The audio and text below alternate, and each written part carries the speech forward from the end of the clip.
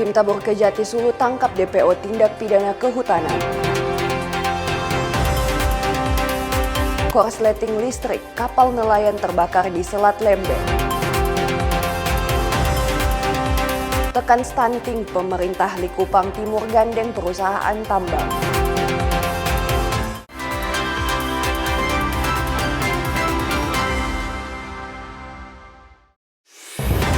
Selamat pagi saudara, apa kabar Anda hari ini? Kita jumpa dalam program Kompas Pagi. Selain 3 berita utama tadi, Anda juga bisa menikmati sejumlah informasi menarik lainnya yang dihimpun tim redaksi Kompas TV. Bersama saya Anatasa Mewoh, inilah Kompas Pagi selengkapnya. Hanya di Kompas TV, independen, terpercaya.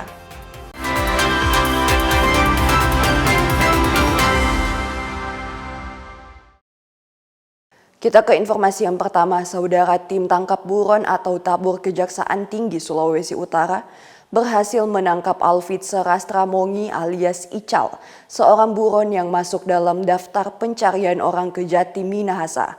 Ical yang masuk dalam DPO ini merupakan terpidana dalam kasus perusakan hutan. Sempat menjadi buron selama kurang lebih 2 tahun, Alfitser Rastramongi alias Ical ditangkap tim tabur Kejaksaan Tinggi Sulawesi Utara yang dipimpin Asisten Intelijen Kejati Sulut Eri Yudianto pada Selasa 14 April. Ical ditangkap di daerah Malalayang, Kota Manado tanpa perlawanan berarti dan dibawa langsung tim tabur ke kantor Kejaksaan Tinggi Sulawesi Utara untuk diamankan. Ical merupakan terpidana dalam kasus perusakan hutan berdasarkan putusan Mahkamah Agung nomor 242-PID-SUS-LH-2023 tanggal 4 Februari 2022. Dalam perkara ini, terpidana terbukti dengan sengaja mengangkut dan memiliki hasil hutan berupa kayu yang tidak dilengkapi dokumen surat keterangan sahnya hasil hutan dan dinilai melanggar Undang-Undang Nomor 18 Tahun 2013 tentang pencegahan dan pemberantasan perusakan hutan. Dalam putusan pengadilan, terpidana dijatuhi hukuman 1 tahun dan denda sebesar 500 juta rupiah.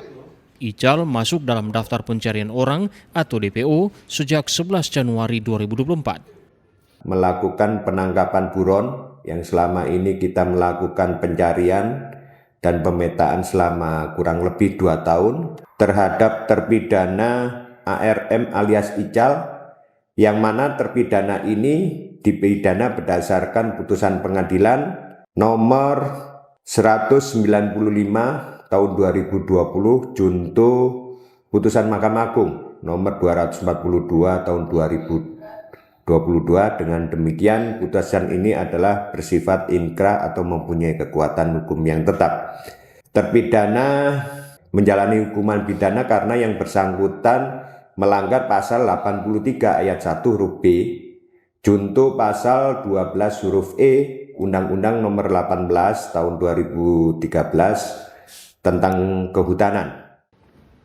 Pihak Kejaksaan Tinggi Sulawesi Utara, penangkapan terhadap buron dengan kasus perusakan hutan ini merupakan komitmen Kejaksaan dalam mendukung pemberantasan tindak pidana kehutanan dan memastikan setiap terpidana menjalankan hukum sesuai perintah undang-undang.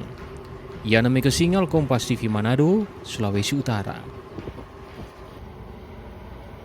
Saudara, Satuan Reserse Narkoba Polresta Manado berhasil menggagalkan 2 kasus peredaran narkotika jenis sabu dalam kurun waktu 2 pekan.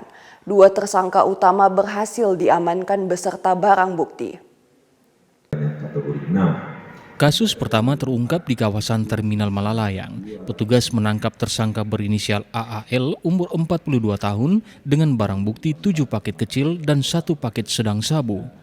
Berdasarkan penyelidikan, narkotika tersebut dikirim dari Kota Palu, Sulawesi Tengah. Pelaku menyamarkan barang haram itu di dalam kotak P3K untuk mengelabui petugas angkutan darat. Sementara itu, dalam kasus kedua, tim operasional membekuk tersangka berinisial SFS di Kelurahan Ranotanaweru, Kecamatan Wanea, Kota Manado. Dari tangan pelaku, polisi menyita 3 paket sabu beserta alat hisap, timbangan digital, dan plastik kemasan kosong. Temuan tersebut semakin memperkuat dugaan bahwa tersangka merupakan pengedar aktif. Satres Narkoba Polresta Manado kembali berhasil melakukan pengungkapan perkara tindak pidana memiliki, menyimpan, menguasai, dan memproduksi, mengimpor, mengekspor, atau menyalurkan narkotika golongan 1 bukan tanaman jenis sabu. Berdasarkan laporan polisi model A nomor 17 4 Romawi 2006 SPKT Sat Narkoba Resta Manado tanggal 1 April 2026 dengan TKP yaitu Terminal Malalayang, Kelurahan Malalayang 2, Kecamatan Malalayang, Kota Manado. Adapun identitas dari pelaku berinisial AL, umur 42 tahun, kemudian pekerjaan swasta, beralamatkan Jalan Cendrawasih, Kelurahan Melendeng, lingkungan 1 Kecamatan Pal 2, Kota Manado. Barang bukti yang berhasil diamankan dan dilakukan penyitaan terhadapnya berupa 8 paket plastik bening kecil yang berisi dugaan narkotika golongan 1 jenis sabu, 1 buah alat hisap sabu atau bong, 1 buah pipet kaca, 1 buah sedotan plastik, 1 buah dus paket kiriman PT Golden Harvest Trans agensi dari Palu. Kedua tersangka beserta barang bukti saat ini telah diamankan di Mapolresta Manado untuk menjalani proses hukum lebih lanjut. Jimmy Dapar, Kompas TV Manado, Sulawesi Utara. Saudara Pengadilan Negeri Kelas 1B Limboto menolak permohonan pra-peradilan kasus dugaan pelanggaran hak cipta di Gorontalo. Pasca putusan ini, polisi segera melanjutkan proses hukum ke kejaksaan terhadap tersangka konten kreator Syainuddin Hajarati alias Kakuhu. Direktorat Reserse Kriminal Khusus Polda Gorontalo menyatakan siap melanjutkan penanganan kasus tahap 2 ke Kejaksaan Tinggi Gorontalo setelah putusan pengadilan. Pengadilan Negeri Kelas 1B Limboto menolak permohonan pra-peradilan yang diajukan oleh pihak tersangka Syainuddin Hajarati alias Kakuhu. Dengan putusan ini, status hukum tersangka tetap sah dan proses penyidikan dilanjutkan. Polisi menyebut langkah tegas akan diambil setelah tersangka beberapa kali mangkir dari panggilan penyidik.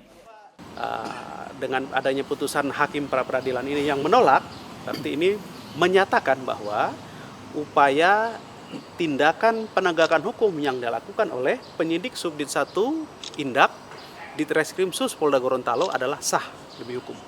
Sehingga kepada yang bersangkutan tetap dilakukan proses penegakan hukum.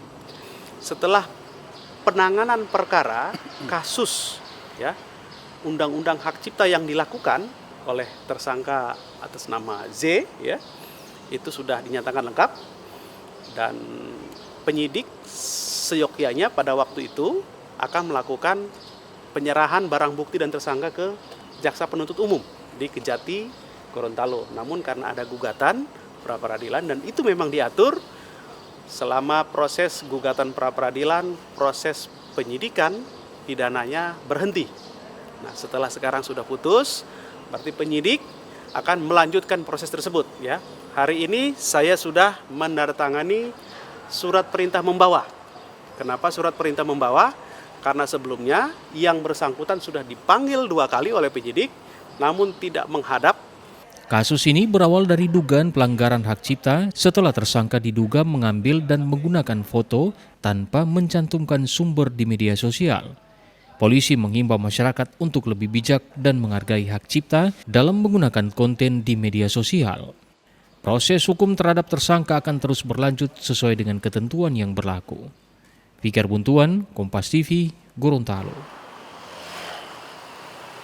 Saudara, Kejaksaan Negeri Kepulauan Talaut resmi mengajukan banding atas putusan Majelis Hakim Pengadilan Tindak Pidana Korupsi Manado terkait kasus korupsi pembangunan gelanggang olahraga Dinas Pendidikan dan Pemuda Olahraga tahun anggaran 2017. Upaya hukum banding ditempuh Kejari Talaut menyusul adanya disparitas atau perbedaan mencolok antara tuntutan JPU dengan vonis hakim. Majelis Hakim menjatuhkan vonis 1 tahun penjara kepada terdakwa, yakni Direktur Penyedia Konsultan Pengawas serta PPK. Vonis tersebut sangat kontras dengan tuntutan jaksa, di mana sebelumnya terdakwa Direktur Penyedia dituntut 10 tahun, Konsultan Pengawas 9 tahun, dan PPK 7 tahun penjara.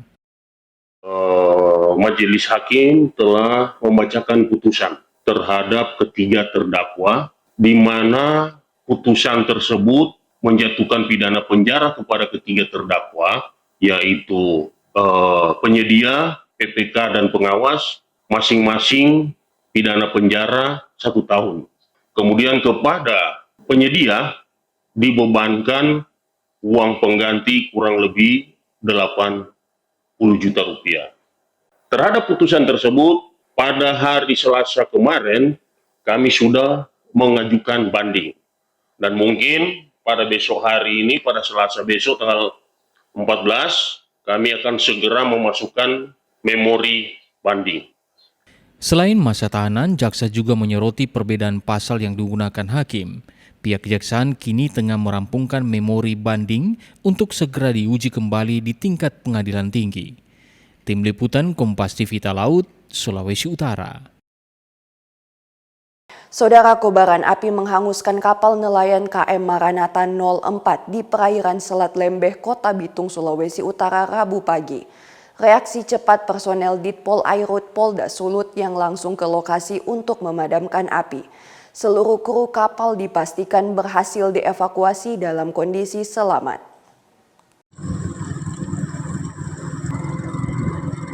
Kebakaran kapal terjadi sekitar pukul 5.44 WITA saat kapal tengah lepas jangkar.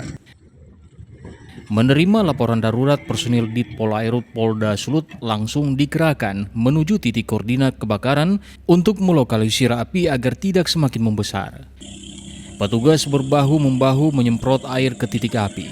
Upaya tersebut membuahkan hasil, di mana si jago merah berhasil dikendalikan sebelum merembet ke seluruh badan kapal.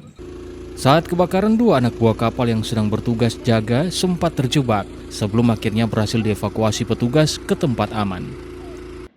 Direktur Polair Polda Sulut Kombes Pol Bajuaji Yuda Prasaja membeberkan pergerakan tim dimulai saat mereka memantau adanya kepulan asap tebal dari arah dermaga. Petugas yang melihat asap hitam mengepul di Cakrawala, Selat Lembeh, langsung melakukan pengecekan dan menemukan KM Maranatha 04 sudah terbakar. Dugaan sementara api dipicu oleh hubungan arus pendek atau korsleting listrik pada bagian kamar mesin. Pertama-tama itu kejadian kebakaran kapal nelayan di Selat Lembeh Bitung pada pukul 05.15 waktu Indonesia Tengah.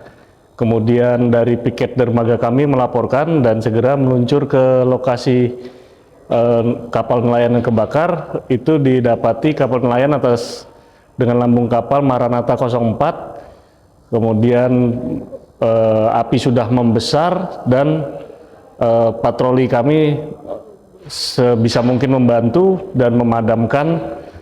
Setelah padam diketahui itu korsleting dari bagian genset kapal. Jadi setelah kapal padam, ABK kapal Maranatha itu ada 2 orang dan kita himbau untuk mengecek kembali apa yang sudah waktunya diganti, demikian. Untuk kondisi ABK? Selamat semua, tidak ada korban jiwa, kerugian material sedang dalam penyelidikan, kemudian yang punya kapal juga sudah tiba di lokasi. Pihak kepolisian memastikan tidak ada korban jiwa maupun luka-luka dalam insiden tersebut. Proses penyidikan mendalam masih terus dilakukan guna mengungkap penyebab pasti kebakaran. Jimmy Dapar, Kompas TV Bitung, Sulawesi Utara. Saudara, temuan pengadaan tenaga outsourcing dan kendaraan fiktif di DPRD Provinsi akan kami hadirkan usai jeda. Tetaplah bersama kami.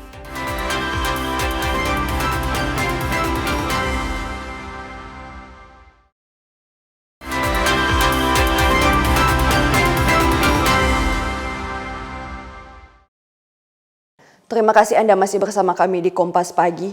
Saudara, Badan Pemeriksaan Keuangan menemukan kejanggalan dalam pengadaan tenaga outsourcing dan kendaraan di DPRD Provinsi Gorontalo. DPRD menyebut kejanggalan ini berkaitan dengan data tenaga kerja dan kendaraan yang tercantum namun tidak diketahui keberadaannya alias fiktif.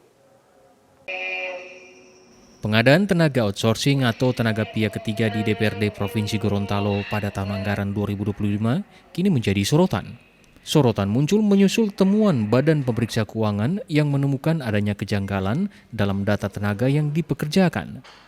Dari sekitar 50 tenaga outsourcing, ditemukan sejumlah nama yang tercantum, namun tidak ditemukan secara fisik alias fiktif. Salah satu anggota DPRD Provinsi Gorontalo menyebut, temuan awal mengindikasikan adanya 7 personel dan 1 unit kendaraan yang diduga fiktif. Itu berdasarkan pemeriksaan oleh BPK bahwa diduga dalam proses pengadaan outsourcing di kantor sekretariat DPRD untuk tahun anggaran 2025 ditemukan ada 7 personalia dari outsourcing yang tidak bisa dipertanggungjawabkan keberadaannya. Dalam pengertian bahasa sederhananya adalah fiktif. Bukan hanya itu, ada juga 1 unit kendaraan yang dinilai oleh BPK bahwa kendaraan itu pada prinsipnya tidak ada atau tidak pernah ada, sehingga juga dikategorikan fiktif. Outsourcing kita itu kan banyak jenis, ada pramubakti, juga ada semacam cleaning service. Pada prinsipnya itu kategorinya adalah outsourcing. Jumlah di sini agak lupa saya angka pastinya, tapi di atas 50. Nilai anggaran yang diduga terkait dengan temuan ini diperkirakan mencapai ratusan juta rupiah. Hingga saat ini DPRD Provinsi Gorontalo masih menunggu hasil resmi pemeriksaan dari BPK terkait penelusuran dan verifikasi untuk memastikan kejelasan temuan tersebut. Fikar Buntuan, Kompas TV, Gorontalo. Saudara, 2 warga negara asing WNA asal Tiongkok diamankan pihak imigrasi Kota Bitung, Sulawesi Utara. 2 WNA tersebut merupakan pekerja di salah satu perusahaan di Kota Bitung, namun diduga menggunakan izin tinggal kunjungan. Tindakan ini dinilai tidak sesuai peruntukannya dan melanggar Undang-Undang Nomor 6 Tahun 2011 tentang keimigrasian.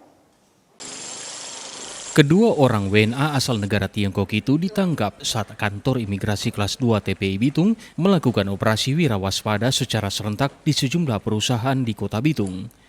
Melalui operasi tersebut, 2 WNA berinisial PL dan LA yang merupakan pekerja di salah satu perusahaan itu didapati menggunakan izin tinggal kunjungan berupa visa on arrival atau VOA dengan indeks B1. Tindakan ini diduga tidak sesuai peruntukannya dan dinilai melanggar aturan keimigrasian. Kedua WNA tersebut langsung diamankan dan dilakukan pemeriksaan lebih lanjut dan kemudian akan dideportase ke negara asal. Untuk terduga kami berikan tindakan administrasi berupa pendeportasian yang akan dilaksanakan untuk esok hari mungkin. Untuk saat ini mereka melakukan penahanan ya Pak, sudah berapa? Saat ini dilakukan pendetensian sambil menunggu proses pendeportasian. Nah Pak, ini kan Bitung sebagai kota pelabuhan, otomatis banyak sekali orang luar yang transit di sini. Pengawasan dari imigrasi Bitung itu penekanannya seperti apa? Kami sudah melakukan patroli keimigrasian mulai dari awal tahun ini. Kita melakukan patroli keimigrasian di sekitaran baik di pelabuhan maupun di perusahaan-perusahaan yang berada di Bitung. Kantor Imigrasi Bitung berkomitmen akan terus melakukan pengawasan terhadap orang asing guna menciptakan situasi yang aman, tertib, dan kondusif, serta mencegah terjadinya penyalahgunaan izin tinggal oleh warga negara asing di wilayah Kota Bitung, Sulawesi Utara. Jamie Anis, Kompas TV Bitung, Sulawesi Utara. Saudara, kelompok pelajar menempati posisi kedua dalam data pelanggaran lalu lintas di Gorontalo. Temuan ini berdasarkan analisis Direktorat Lalu Lintas Polda Gorontalo sejak Januari hingga April 2026. Direktorat Lalu Lintas Polda Gorontalo mencatat pelanggaran didominasi kelompok usia 17 hingga 25 tahun. Kelompok ini didominasi pelajar dan masuk dalam urutan kedua terbanyak setelah pekerja swasta. Jenis pelanggaran yang paling sering ditemukan antara lain pengendara di bawah umur, tidak memiliki SIM, serta kelengkapan kendaraan yang tidak sesuai standar. Secara keseluruhan jumlah pelanggaran mencapai lebih dari 2.000 kasus dalam periode tersebut. Ditindak selama 3 bulan itu kurang lebih sekitar 2026 pelanggar. Didominasi oleh yang pertama yang berprofesi sebagai swasta, Yang kedua pelajar. Nah, ini pelajar ini termasuk yang cukup tinggi angkanya dari 8 profesi yang sudah kami kelompokkan yang berhasil kami tindak. Untuk berdasarkan profesinya, yang pertama yang paling banyak adalah swasta sebanyak 731 ya. Untuk yang kedua berprofesi sebagai pelajar 490, yang ketiga sebagai pengemudi sebanyak 267, yang berprofesi sebagai PNS 180, yang lainnya 358 lainnya ini. Selain menindak melalui tilang, petugas juga mengutamakan teguran sebagai langkah edukasi di lapangan. Polisi menghimbau pengguna jalan untuk melengkapi surat dan memastikan kendaraan sesuai standar sebelum berkendara. Fikar Buntuan, Kompas TV, Gorontalo. Kita ke Manado, saudara. Hujan deras disertai angin kencang yang terjadi di wilayah Sulawesi Utara, khususnya bagian pesisir kota Manado pada Senin malam disebut oleh BMKG merupakan dampak dari munculnya Taifun Sinlaku di wilayah Laut Filipina. Intensitas hujan yang begitu deras dengan disertai angin kencang mulai terjadi di wilayah Sulawesi Utara. BMKG Stasiun Meteorologi Samratulangi Manado menyebut kondisi ini salah satunya dipicu oleh munculnya Taifun Sinlaku di wilayah Filipina. Meski berada jauh dari Indonesia, Taifun Sinlaku disebut mulai mendekati wilayah Indonesia, khususnya Sulawesi Utara. BMKG menghimbau masyarakat untuk tetap waspada sebab dampak Taifun Sinlaku diperkirakan akan berlangsung selama 7 hari. Kalau untuk dampak dari Taifun Sinlaku itu diperkirakan 3-7 hari ke depan untuk mempengaruhi wilayah Sulawesi Utara. Jadi sebenarnya Taifun atau tropical cyclone itu mempengaruhi wilayah Sulawesi Utara ini karena letaknya sangat jauh sehingga mempengaruhi pergerakan angin dan karena ini jauh terus anginnya menumpuk dan kecepatannya rendah sehingga terbentuk tumpukan massa udara sehingga menghasilkan awan sipi dan terjadi cuaca hujan sedang hingga lebat. Sebelumnya hujan deras dan angin kencang yang terjadi di kota Manado mengakibatkan sejumlah pohon tumbang, salah satunya di Kelurahan Tikala, Kecamatan Wenang. Meski sempat mengganggu lalu lintas di area tersebut, untungnya kejadian ini tidak menimbulkan korban jiwa. Kejadian pohon tumbang ini terjadi tadi sekitar jam 9:30, jam 9:30. Kami malam hari ini untuk Kecamatan Wenang ada 2 lokasi, tapi berkat kerjasama pemerintah kota dalam hal ini Dinas Lingkungan Hidup, situasi 2 lokasi ini bisa selesaikan. BMKG juga memperkirakan pada beberapa hari ke depan, hujan dengan intensitas tinggi akan kembali terjadi, khususnya di wilayah Kota Manado, Minahasa Utara, Minahasa Selatan hingga Bolaang Mongondo. Swingli Manderes, Kompas TV Manado, Sulawesi Utara. Saudara, kenaikan harga plastik yang terjadi dalam kurun waktu 2 minggu terakhir turut berdampak ke sejumlah pelaku usaha. Dampak ini terutama dirasakan oleh penjual barang plastik hingga pengrajin tempe di kota Manado. Sejumlah pelaku usaha mulai mengeluhkan naiknya harga plastik yang dinilai sangat memberatkan pelaku usaha. Salah satu yang paling terdampak adalah penjual barang plastik seperti ember, gelas, hingga gayung plastik. Menurut pelaku usaha, kenaikan harga kirim dari Rp20 juta per kontainer menjadi Rp26 hingga Rp27 juta per kontainer membuat mereka terpaksa menaikkan harga jualan.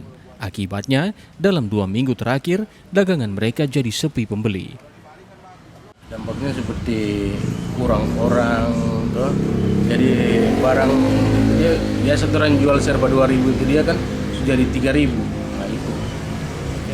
Kalau harga ambil? Harga ambil sih melebihi dari 2.000 kan, tidak mungkin kan orang jual 2.000, jadi orang jual 3.000. Ini kenaikan berapa lama kira-kira? Sekitar 2 minggu. 2 minggu, baik. Biasa per kontainer berapa Pak? Ya tergantung ongkir itu kontainer itu dia kan, biasa kan 20-an begitu kan, dia ada naik sekitar 6-7 juta.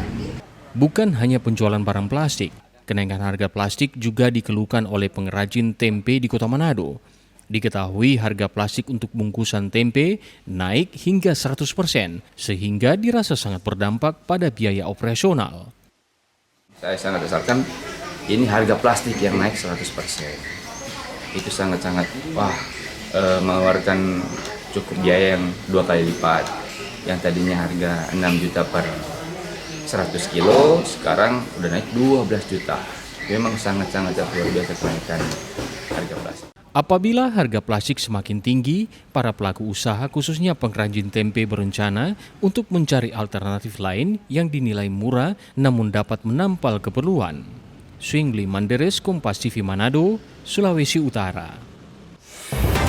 Informasi tekan stunting pemerintah Likupang Timur gandeng perusahaan tambang akan kami edarkan usai jeda berikut. Tetaplah bersama kami.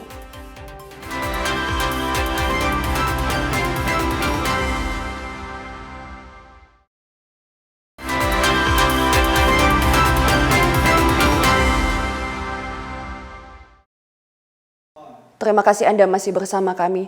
Saudara, guna menghapus angka stunting, pemerintah Kecamatan Likupang Timur berkolaborasi dengan beberapa perusahaan yang bergerak di bidang pertambangan di wilayahnya, mulai mendorong pemenuhan gizi pada anak yang alami stunting melalui program orang tua asuh dan pos intervensi gizi.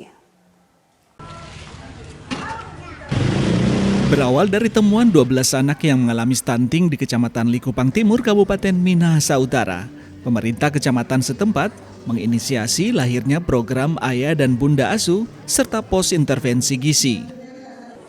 Program ini mendapat dukungan dari berbagai pihak, di antaranya perusahaan pertambangan yang beroperasi di wilayah Likupang Timur.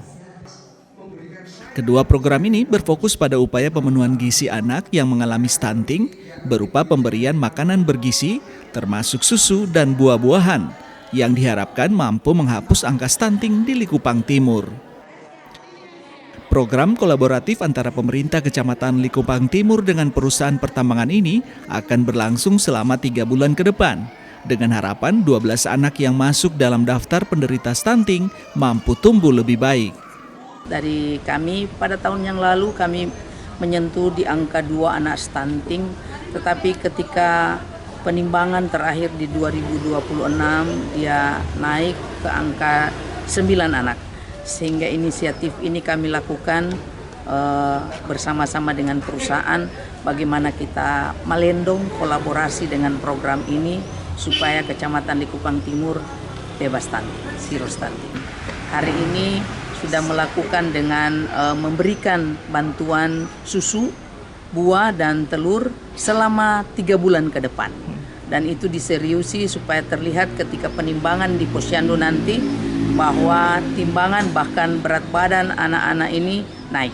Pada tahun 2026 ini ketika pemerintah Kecamatan Likupang Timur mengatakan bahwa ada sekitar 12 anak yang mengalami stunting, maka satu kewajiban bagi kami yang punya komitmen, perusahaan yang punya komitmen untuk meningkatkan sumber daya manusia, melakukan support kepada pemerintah Likupang Timur untuk program eradikasi stunting atau zero stunting melalui pemberian gizi yang insentif. Kami lakukan bersama beberapa kontraktor kami yang juga mempunyai kepedulian tentang upaya-upaya penanggulangan zero stunting dan peningkatan sumber daya masyarakat tingkat taman di mana PT MSM DTN beroperasi. Sementara itu, para orang tua sangat gembira dengan adanya program Ayah dan Bunda Asuh serta pos intervensi gizi. Menurut mereka, program ini sangat penting dalam menjamin proses pertumbuhan anak, apalagi sebagian besar anak penderita stunting berasal dari kalangan masyarakat prasejahtera.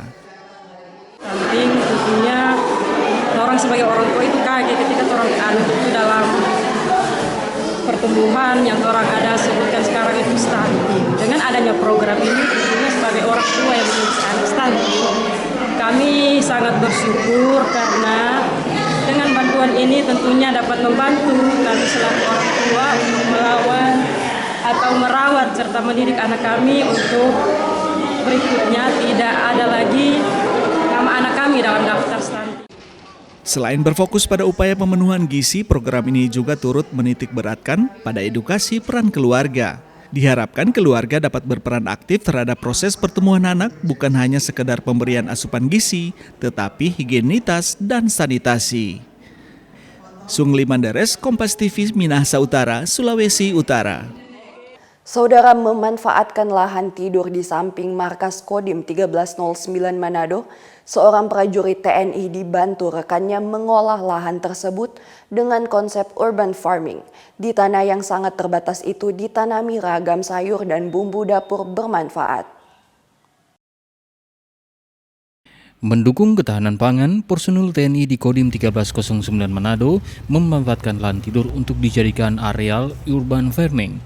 Di atas lahan yang terbatas di tengah kawasan pemukiman warga di Kelurahan Winangun 2, Kota Manado, Sertu Solikin dibantu rekannya Sertu Sutimin mengelola lahan tersebut untuk ditanami berbagai sayuran dan bumbu dapur. Lahan tersebut dibagi menjadi beberapa bidang yang kemudian dimanfaatkan sebagai media tanam belasan jenis sayuran dan bumbu dapur, di antaranya sayur kangkung, kacang panjang, jagung, bayam hijau dan bayam merah, ketimun, cabai rawit, labu, melon, gambas, daun serai hingga daun pandan.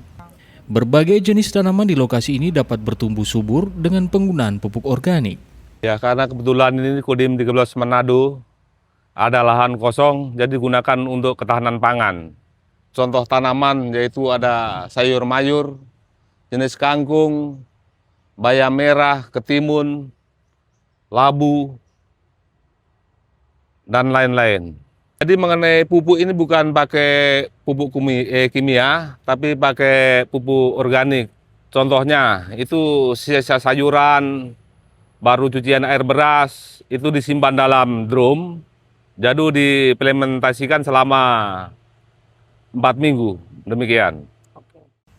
Meski hasil pertanian skala kecil ini belum untuk tujuan komersil, namun hasilnya sudah dimanfaatkan para keluarga besar Kodim 1309 Manado, terutama sebagai sumber bahan memasak harian.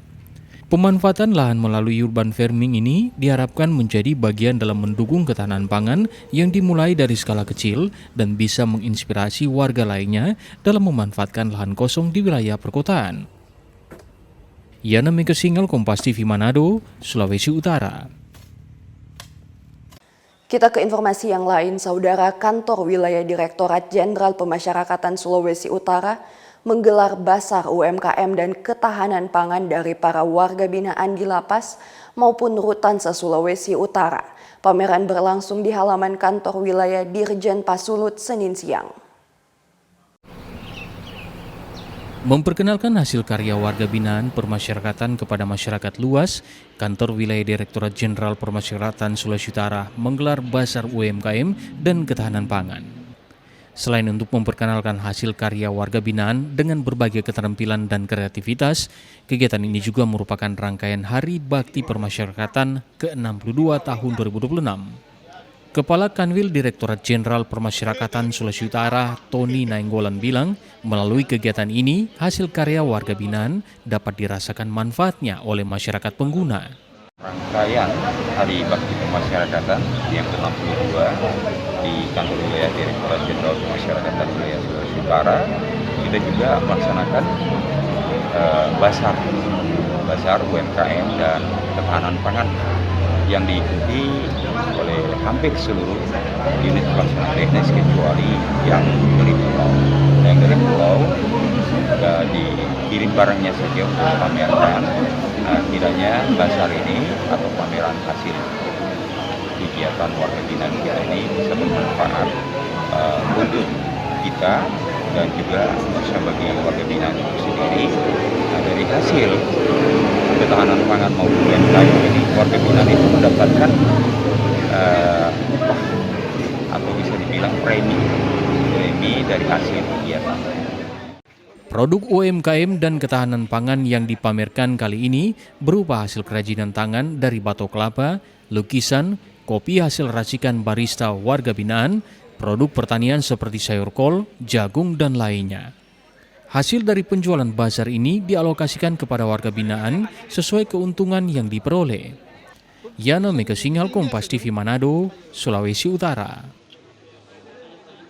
Saudara, kreativitas pelaku usaha mikro, kecil, dan menengah atau UMKM di Kota Manado berhasil membuktikan jika potensi lokal mampu bersaing di pasar global. Salah satunya melalui olahan pisang goroho, suatu komoditas Kota Manado yang kini berhasil menembus pasar luar negeri. Melimpahnya komoditas pisang goroho di Kota Manado mendorong Linda Lapian, seorang pelaku UMKM, mengembangkan menjadi produk unggulan yang memiliki nilai ekonomi. Linda kini berhasil membuat keripik pisang goroho menjadi salah satu jajanan yang paling diminati.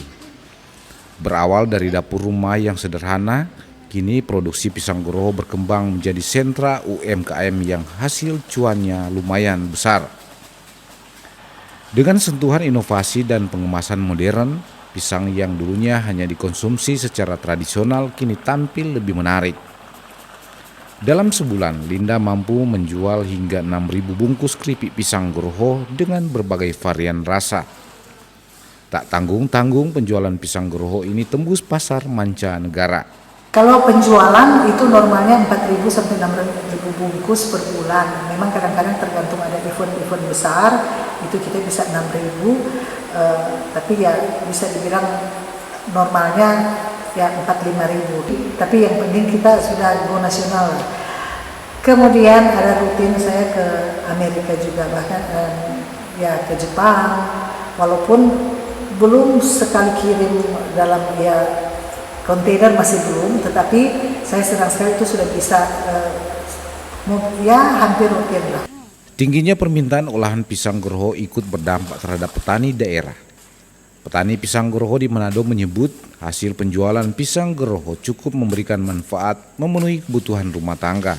Ya, sangat menguntungkan bagi petani pisang seperti kami ini. Memang sangat menguntungkan apabila ada yang memborong dan habis pisang.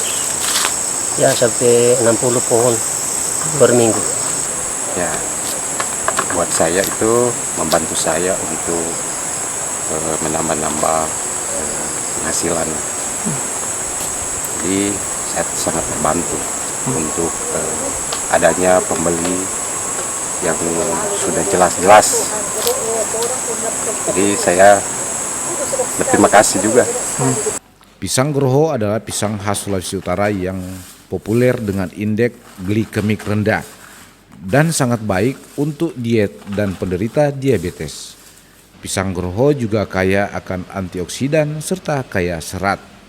Swingli Menderes, Kompas TV Manado, Sulawesi Utara. Informasi tadi menutup perjumpaan kita dalam program Kompas Pagi. Saya Anata Samewo bersama kru yang bertugas mengucapkan terima kasih atas kebersamaan Anda. Tetap saksikan rangkaian program berita di Kompas TV, independen, terpercaya.